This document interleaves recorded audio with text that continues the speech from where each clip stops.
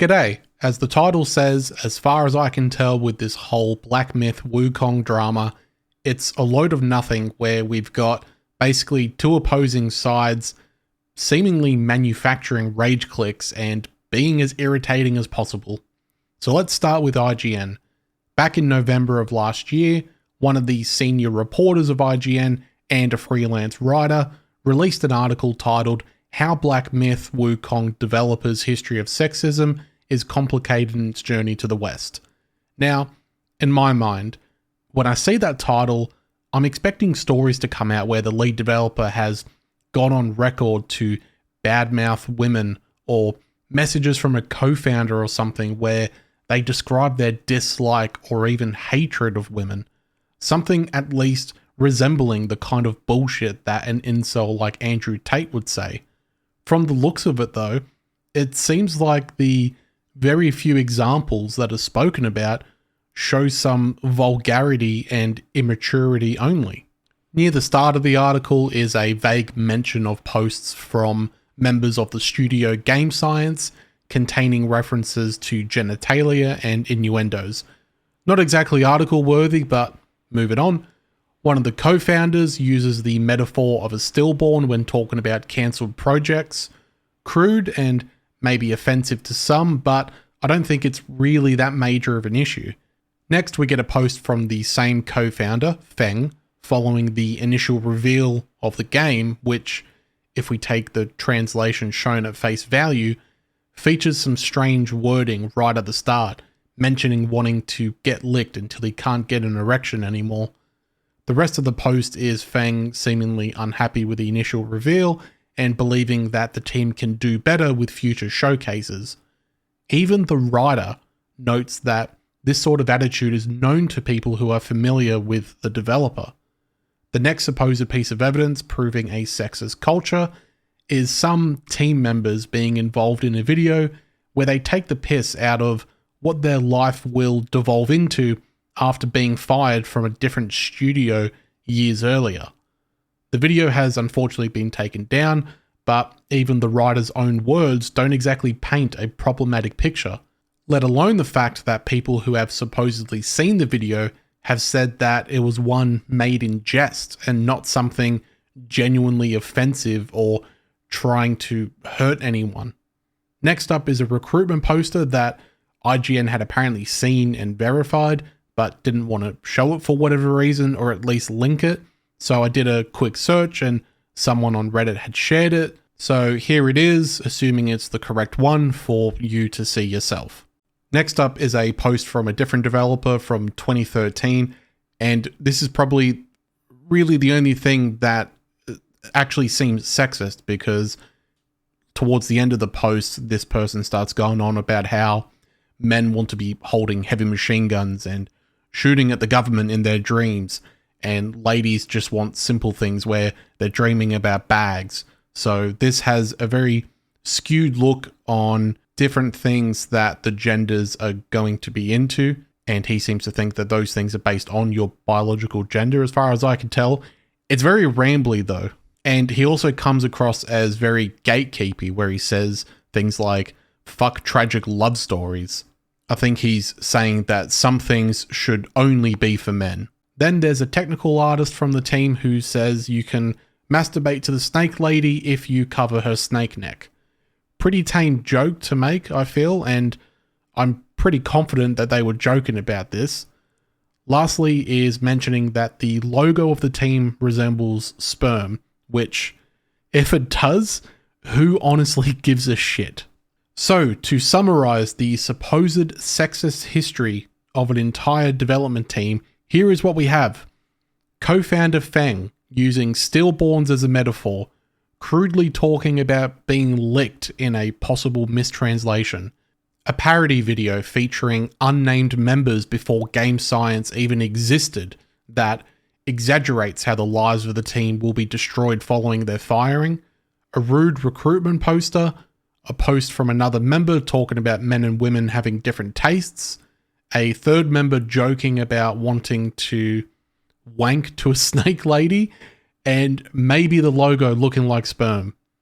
Overall, Assuming we take IGN's translations at face value, the closest thing we have to sexism is the one write-up about men and women having different tastes. And I bring up their translation because several people who are apparently Chinese, or at least speak it, have spoken about quotes being taken out of context or not translated correctly. Especially this one comment where Feng mentions the licking until he can't get an erection anymore. Somebody mentions that it would be like somebody telling someone to kiss their ass, as an alternative to fuck off, and someone then translating that into a different language and going, look, oh my god, this person wants people to make out with their ass cheeks. I can honestly see how some people might look at this article and assume some form of malice on the part of IGN, because it reads like a hit piece, and they even feel the need to reference it amongst preview articles whilst complaining about not seeing femme-coded characters, because that's important apparently. Bringing up these little disclaimers is not a practice I'm really against personally, but it just looks weird and it makes me suspicious when it's done for a game where up to possibly 3 people have apparently been a little rude or a little crass.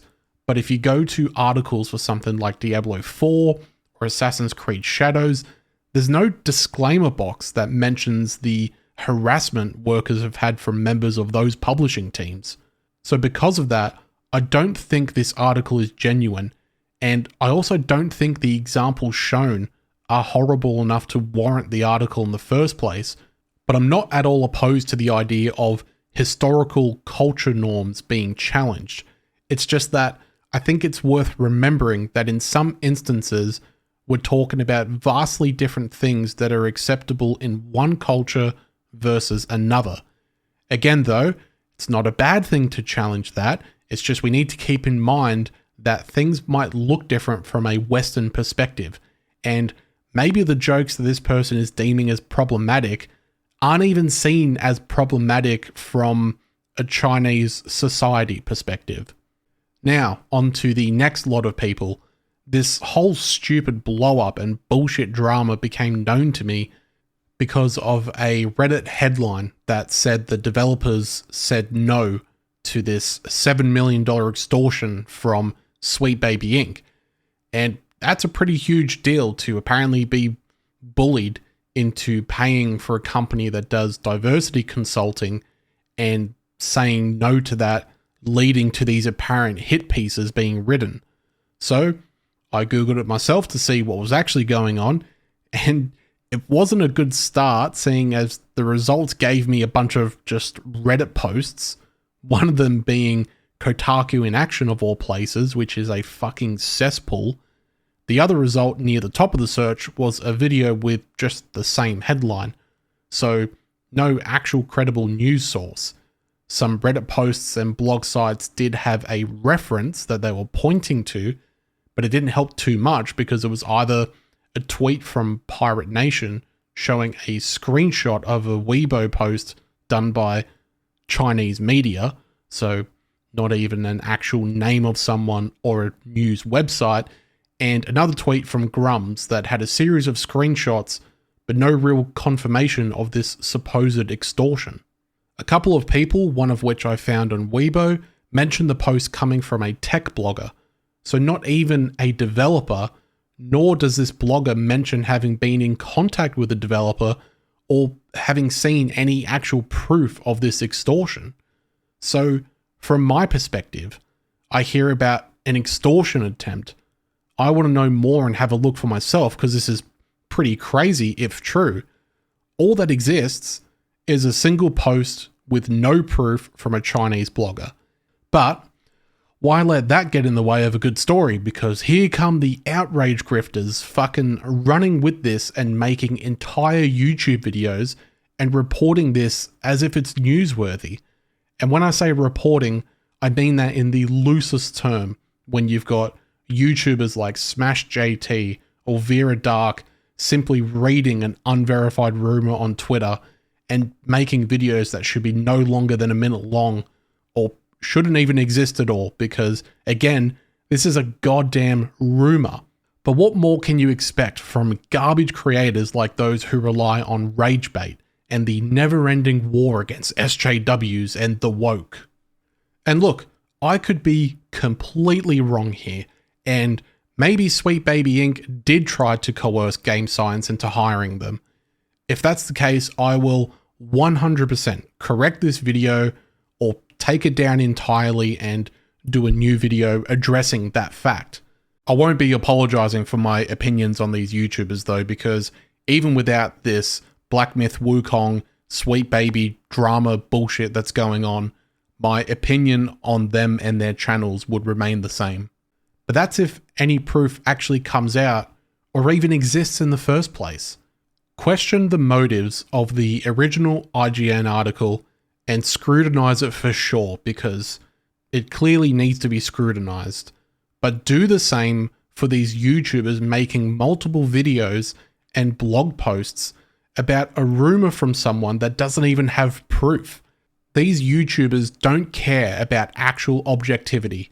These pieces of shit simply thrive off of rage clicks and slowly reading other people's writing because they don't have any actual quality content to put forward themselves.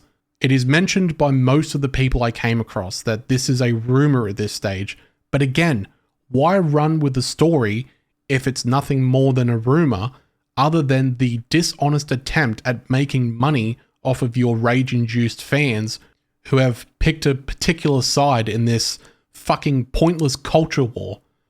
Look at the stupidity on display across social media that is intensified when you get so many people making videos about this instead of rightfully shutting the fuck up, or at least expressing as clearly as possible that this is an unsubstantiated claim with absolutely zero evidence right now.